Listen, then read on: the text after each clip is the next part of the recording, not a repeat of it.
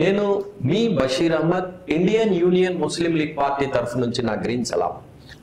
ఈరోజు ఎన్డీఏ ప్రభుత్వం వక్ఫ్ బోర్డుకి సంబంధించిన మొత్తం అధికారాలను ఖండిస్తూ తగ్గిస్తూ పార్లమెంట్లో వక్ఫ్ సవరణ చట్టాన్ని ప్రవేశపెట్టబోతుంది. దీన్ని ఇండియన్ యూనియన్ ముస్లిం లీగ్ పార్టీగా మేము తీవ్రంగా ఖండిస్తున్నాం.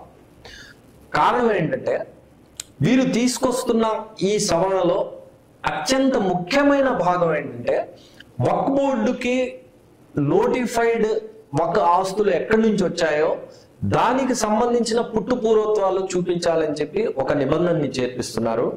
వాస్తవంగా చూస్తే సుమారుగా 1000 సంవత్సరాలు 1200 సంవత్సరాల నుంచి గతంలో ఉన్నటువంటి సుల్తాన్లు, రాజులు ఈ వక్ఫ్గా చాలా దానాలు ధర్మాలు చేశారు, ఫర్మాన్లు ఇచ్చారు. వాటికి ఏ విధమైనటువంటి పేపర్లు ఉంటాయి అనేది ఒక ప్రశ్న.